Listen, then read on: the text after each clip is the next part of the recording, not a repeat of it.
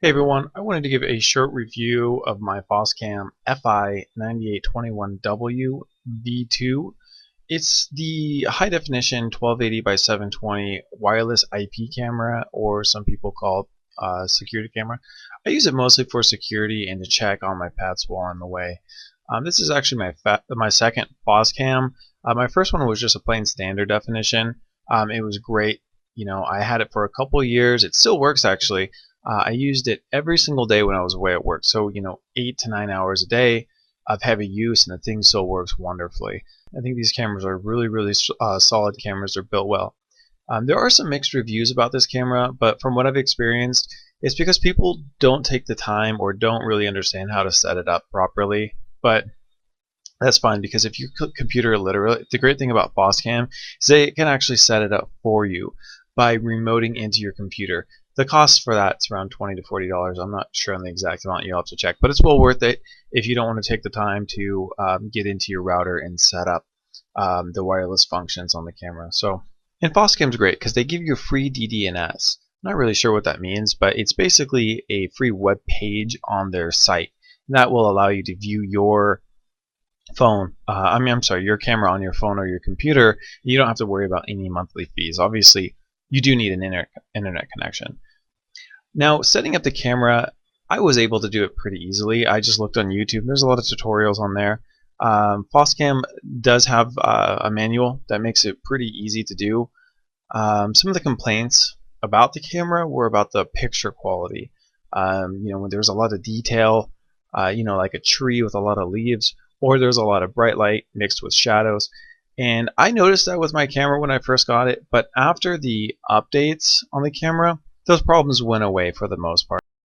Okay, now we'll get into some of the features that I really like about the camera. First is the local recording onto an SD card. When something triggers the motion alarm, it will start recording little segments, little movie clips of what is moving in your place, which is great for if you ever need to use it for any reason. I have mine set up to capture snapshots of what's happening, and they are pretty instant. Usually about 5 to 10 seconds, I'll have an email coming to my phone or my computer and showing me what's going on in my house, which is very important to me. And that's great if you're expecting a repairman or a maid at a certain time. You know exactly when they get there and when they leave. Or if you just want to keep an eye on the kids when the babysitter's there, this camera is perfect for that. I love my pets a lot, and just knowing that they're doing all right when I'm away puts my mind at ease, especially if you're on vacation, if you're away from the house for a long period of time. The camera has a two-way audio function, which is pretty cool. So if your kids are home while you're away, or if you're one of those people that just likes talking to their pets, you can do that. It's pretty neat. Don't expect great audio, but it's definitely understandable. You can have a conversation with someone both through your phone and your computer, which is really neat. Now, the microphone isn't something you'd want to have on all the time. There is a little bit of a hiss, not bad, but there's a function where you can turn it on and off, both the microphone and the speaker. So, if you see someone coming in your house, you want to talk to them, you just click on that mode, talk to them, and then turn it off. Really cool function to have. The camera is wireless, so you do not have to plug it into the router or the computer. You can, as long as it's within range of the router, you can put it pretty much anywhere in your house that has an electrical outlet. There are a few IP camera apps for your phone out there. I've tested them all, and I've just stuck with Foscam's free version. I think it's the best. It's very responsive, so if you're panning and tilting the camera around on your phone, it's pretty quick. And it also has the speaker and the mic function, which is cool. The night vision on this camera is pretty good. It has excellent contrast at night, and you can see clear across the room, even a big 20-foot room in complete darkness. I was really impressed with the night vision. Okay, now I'll go into a little bit more depth into the settings and the features that I use on the camera. I'm not going to go over everything. I'm just going to go over kind of the more important things. So first off, playback. This is really neat. You can go through, and anytime the motion alarm was set off, it records your little video clips in here. You can go ahead and select one and play it back based off the day in the calendar here. Really great function to have. Now here we have the application firmware. This is just letting you know if you need to update the camera or not. You can go on Foscam's website and check to make sure you have the latest one. Make sure that you keep this up to date. It'll solve a lot of the weird picture issues that the older firmware had. So there's that. Device status will tell you, SD card, how much space you have left, and so on. The DDNS status, this is your little web page that Foscam gives you for free. This is where you're going to put this into your cell phone or your computer when you try to log into it from, when you're at work or when you're away. I have mine blacked out just because it's, I don't want people seeing where my camera is located. So anyways, here is the router is connected to. So the log, this is kind of cool. It tells you when the motion alarm was detected, or when it was set off, and then the time. Also, it tells you who logged into your camera. Now, I only have one person logging in, the admin. If you set up different users, it'll tell you what time they've logged in and from what IP address. You can set up the time. That's pretty self-explanatory. User accounts, this is where you go and set up new users.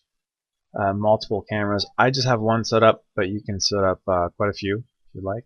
Wireless settings, this is where you connect to, this is where you set up for your router. Now, the great thing on the back of the camera, it actually has an automatic function where you hit the, I think it's the WPS button, and it automatically connects to your camera to the router.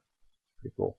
The mail settings is basically, this is the email address that the camera is going to use to send snapshots to your email address. So I have Gmail, and finding the information for Gmail, Yahoo, AOL, whatever email you have is pretty simple. It's all available online. You just do a search for SMTP server Gmail settings, something like that, and you'll find all that online. So this is where you go to set up to make sure you get the screenshot sent to your phone or to your email. FTP settings, I'm not familiar with it. I didn't set it up. Video settings, the resolution, you have quite a few options. So if your internet's slow, or if you have a slow connection speed, this is where you go to adjust to make sure your camera goes smooth. Some different options you got there. Timestamp, I have mine set up, yes. Okay, now we'll get into the alarm section. I really like this part about the Foscam camera. If you don't want the camera to record or activate the motion alarm during certain times of the day, you can just unselect those, which is a great function to have. Now, I have mine completely selected. You can see all the red in there.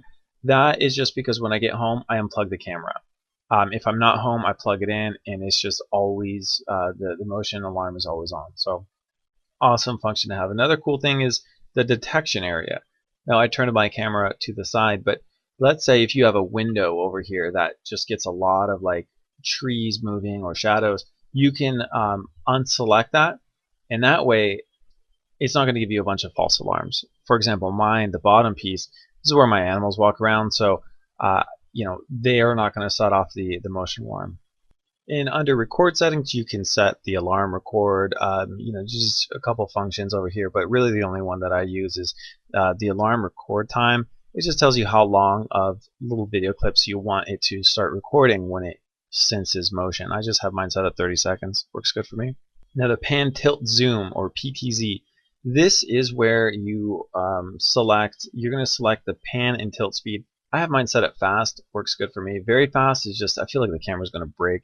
Anything slower than that is just it's just too slow for me. So fast is a great setting.